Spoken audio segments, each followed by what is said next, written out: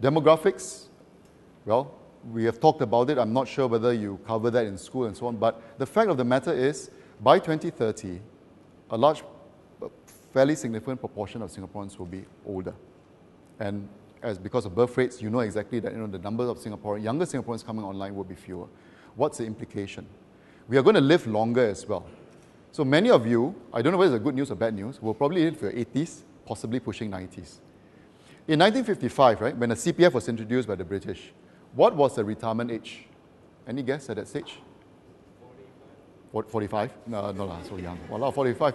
55. Okay, in 1955, the retirement age was 55. What was life expectancy?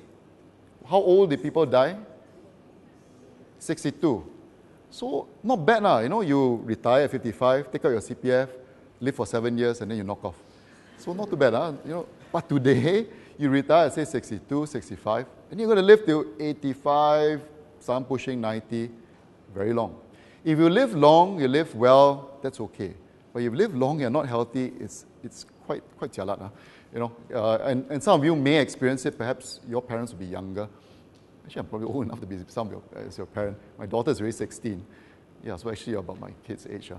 But your grandparents, right? Some of them, I think, dementia, all sorts of ailments that come with old age. And because of quality of healthcare, a lot of them are living longer, but they may be also plagued by some of these ailments. And that's not trivial, because healthcare cost is plaguing every country in the world struggles with it. But dealing with it now, promising everything, all sorts of things now, has an issue because we got to continue to service those things that we promised. And when you come to say the 2020s, 2030s, when all of you will be working, you will be how old now? How old will you be in 2030? That's another...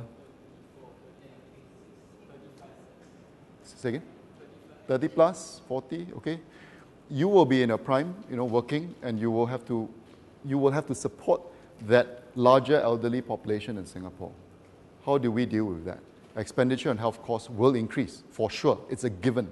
You know that because of numbers, you know that because of trends in healthcare. But if we promise all sorts of things now and it's not sustainable, what does it mean? A lot of you have to bear the cost in terms of taxes and so on. So demographics shape a lot of things.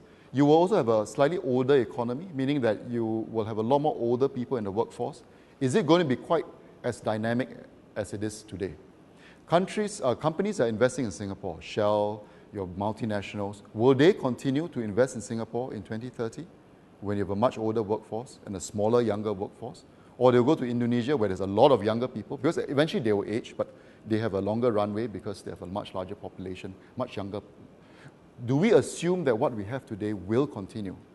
Well, certainly in government, we don't assume that, right? We would like to let it continue for as long as we can, but this shapes a lot of things. Healthcare is one, aging, which is related to healthcare, and of course, how the economy may be doing at that stage, and what kind of world will it be at that stage for all of you?